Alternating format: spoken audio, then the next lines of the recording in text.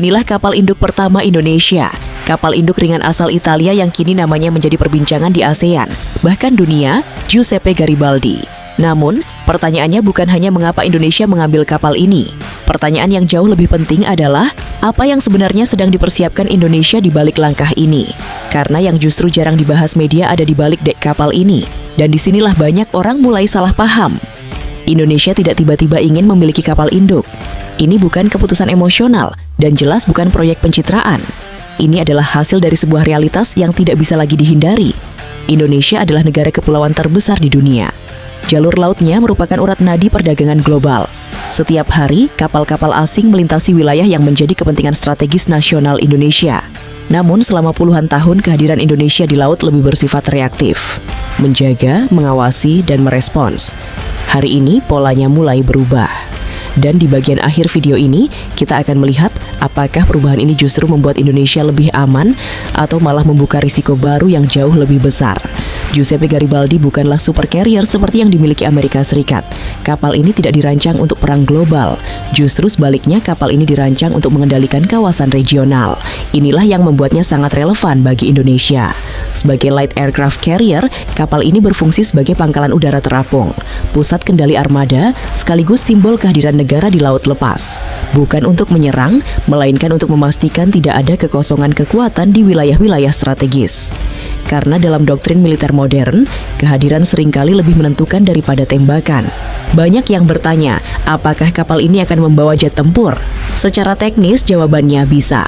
Namun secara realistis, jawabannya hampir pasti tidak. Indonesia tidak membutuhkan jet tempur di atas kapal ini.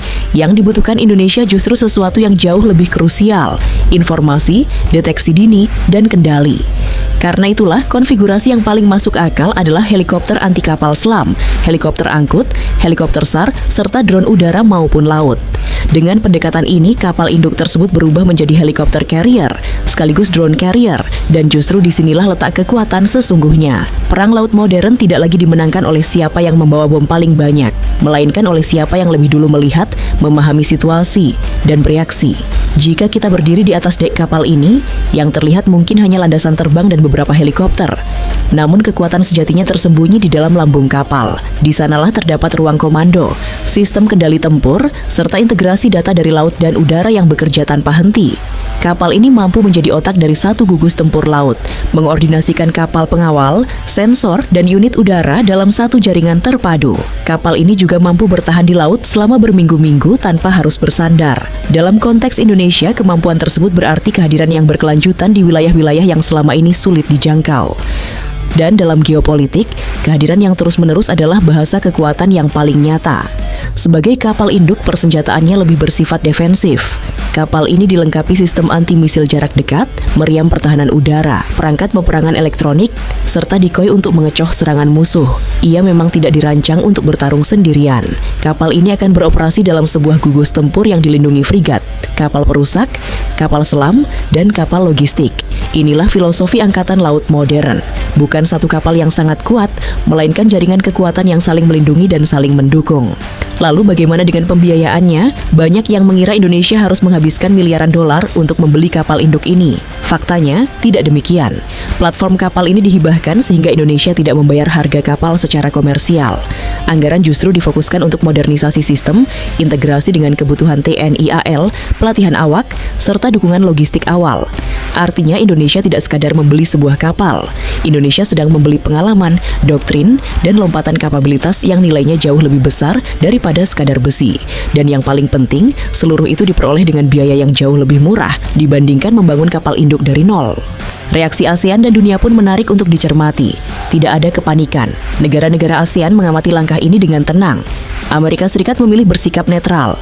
Tiongkok mencermatinya tanpa menunjukkan reaksi keras. Sementara Rusia melihat keputusan ini sebagai langkah yang rasional bagi sebuah negara kepulauan yang ingin menjaga kemandirian strategisnya. Tidak ada kecaman, tidak ada alarm regional, sebab dunia memahami satu hal.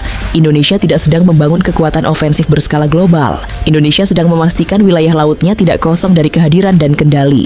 Kini pertanyaan besarnya bukan lagi tentang kapal ini. Pertanyaannya adalah apa langkah Indonesia berikutnya?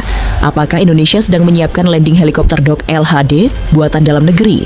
Apakah konsep drone carrier mulai dipelajari secara serius? Atau jangan-jangan semua ini merupakan bagian dari desain besar untuk menjadikan Indonesia sebagai salah satu kekuatan maritim utama di Asia Tenggara?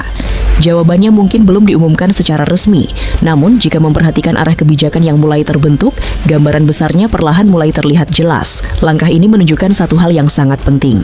Indonesia tidak lagi sekadar bereaksi terhadap perubahan geopolitik, tetapi mulai menentukan dan menulis posisinya sendiri. Jika menurutmu ini adalah langkah yang cerdas, simpan video ini agar bisa kamu tonton kembali. Namun jika kamu memiliki pandangan yang berbeda, tuliskan pendapatmu di kolom komentar. Diskusi yang sehat seperti inilah yang membuat kita semakin memahami arah pertahanan negara ini secara lebih dewasa. Jangan lupa tekan tombol like jika video ini menambah wawasanmu, dan subscribe agar tidak ketinggalan analisis geopolitik serta perkembangan militer Indonesia berikutnya.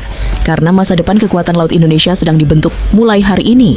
Jika kita mencermati dinamika diplomasi pertahanan Republik Indonesia dalam beberapa warsa terakhir, perhatian publik mungkin telah jenuh oleh narasi megah akuisisi jet tempur Rafale dari Prancis atau kemitraan strategis yang masif dengan Ankara. Namun, pernahkah Anda menyadari keberadaan satu kekuatan Eropa yang hubungannya dengan Jakarta tampak senyap, dingin, hampir tanpa riuh rendah media, tetapi sekali bermanuver langsung mengubah kalkulasi geopolitik kawasan? Benar, kita sedang membicarakan Italia.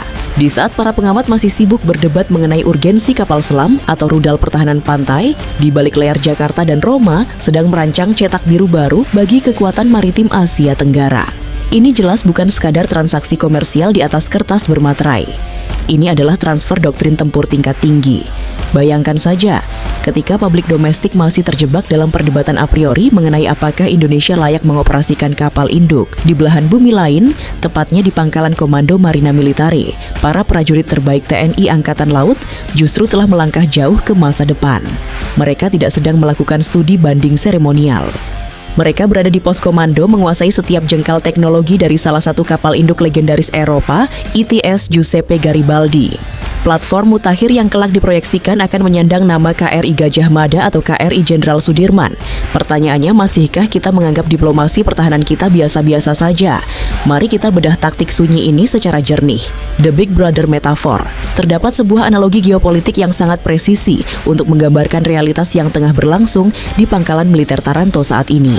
Marina Militare Angkatan Laut Italia seolah sedang merangkul pundak para perwira TNI Angkatan Laut kita dan menegaskan sebuah komitmen. Kalian tidak akan berjalan sendiri. Kami akan mengawal dan kami akan mentransfer seluruh metodologi taktis ini hingga kalian benar-benar khatam mengendalikan monster laut ini. Ini bukan sekadar retorika diplomatik yang normatif. Informasi dari berbagai sumber mengindikasikan bahwa ketika kapal bergeladak datar ini memulai pelayaran perdananya menuju garis pantai Nusantara, ia tidak akan dibiarkan berlayar secara mandiri begitu saja. Pelayaran transsamudra yang syarat risiko tersebut dikabarkan akan diawaki secara terintegrasi melalui joint crew antara prajurit TNI Angkatan Laut dan para instruktur veteran dari Angkatan Laut Italia. Mari kita gunakan logika strategis yang paling mendasar. Jika Italia hanya mengejar keuntungan komersial semata, mereka cukup menyerahkan kunci kapal, memberikan tumpukan dokumen manual operasional, lalu berkata, "Arrivederci, semoga beruntung." Namun Roma memilih jalur yang berbeda. Mereka menerjunkan personel terbaiknya untuk ikut berlayar, berbagi kompartemen yang sama, menghadapi badai yang sama, demi memastikan doktrin operasional kapal induk ini tertanam secara utuh dalam sanubari para pelaut Indonesia. Ini adalah bentuk pengakuan de facto atas kapasitas TNI Angkatan Laut sebagai calon kekuatan Green Water Navy yang disegani. Kini mari kita telaah secara objektif. Mengapa kehadiran platform sekelas Giuseppe Garibaldi buatan Italia ini begitu krusial hingga menuntut keterlibatan Roma sedemikian dalam? Secara geografis, Indonesia merupakan negara kepulauan dengan salah satu garis pantai terpanjang di dunia. Mengamankan 3 alur laut kepulauan Indonesia atau ALKI hanya dengan mengandalkan armada kapal patroli ringan tentu memiliki keterbatasan. Kita membutuhkan apa yang dalam doktrin militer dikenal sebagai Floating Mobile Command Post, sebuah pos komando terapung berkemampuan tinggi yang mampu mendukung berbagai operasi laut dan udara dari satu platform. Melalui kapal bergeladak datar ini, TNI Angkatan Laut tidak sekadar menambah jumlah armada. Lebih dari itu, Indonesia berpotensi memperoleh pangkalan udara terapung yang dapat mengoperasikan helikopter anti kapal selam, mendukung operasi pesawat nirawak, serta menjadi pusat komando bagi operasi amfibi terpadu. Apabila kapal ini resmi memperkuat armada Indonesia dan nantinya berganti nama menjadi KRI Gajah Mada atau KRI Jenderal Sudirman, kehadirannya di kawasan strategis seperti Laut Natuna Utara berpotensi memengaruhi perhitungan strategis negara-negara lain di kawasan. Yang menarik, Indonesia tidak harus membangun seluruh kemampuan tersebut dari titik awal. Melalui kerjasama dan proses alih pengetahuan, pengembangan kemampuan dapat berlangsung lebih cepat dibandingkan jika dilakukan secara mandiri. Geopolitik dan sindiran tingkat tinggi. Pertanyaan berikutnya, mengapa Italia bersikap begitu akomodatif terhadap kerja sama pertahanan dengan Indonesia? Apakah ini murni karena altruisme geopolitik? Tentu tidak. Dalam hubungan internasional, kepentingan nasional selalu menjadi pertimbangan utama. Namun, kecerdasan diplomasi Jakarta terletak pada kemampuannya memanfaatkan momentum. Italia melalui perusahaan industri pertahanannya seperti Fincantieri dan Leonardo menyadari bahwa kawasan Indo-Pasifik kini memiliki arti strategis yang semakin besar, baik dari sisi ekonomi maupun keamanan. Dalam konteks tersebut, Indonesia dipandang sebagai salah satu mitra penting di Asia Tenggara, mengingat posisinya yang strategis di jalur perdagangan internasional serta perannya sebagai ekonomi terbesar di ASEAN. Bagi Italia, berperan dalam pengembangan kemampuan kapal induk di Asia Tenggara merupakan penegasan bahwa mereka tetap menjadi aktor global yang patut diperhitungkan.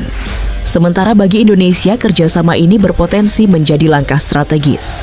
Indonesia dapat memperoleh alutsista berstandar NATO, menyerap pengetahuan dan doktrin operasi modern, sekaligus memperkuat kemitraan dengan salah satu negara Eropa dalam bidang pertahanan. Jadi bagi pihak-pihak yang sebelumnya meremehkan kerjasama Indonesia dan Italia atau menganggapnya sekadar belanja panik, mungkin sudah saatnya melihat perkembangan ini dari sudut pandang yang lebih luas. Di saat sebagian orang masih sibuk memperdebatkannya di media sosial, para perwira TNI Angkatan Laut yang menjalani pelatihan di Italia terus mendalami sistem operasional, prosedur taktis, dan pengalaman yang kelak dapat menjadi bekal ketika kembali ke tanah air. Pada akhirnya, kemitraan strategis Indonesia dan Italia menunjukkan satu hal. Kekuatan maritim tidak dibangun melalui retorika yang lantang. Ia dibentuk melalui proses panjang, pelatihan yang disiplin, transfer pengetahuan, serta kerjasama yang saling menguntungkan.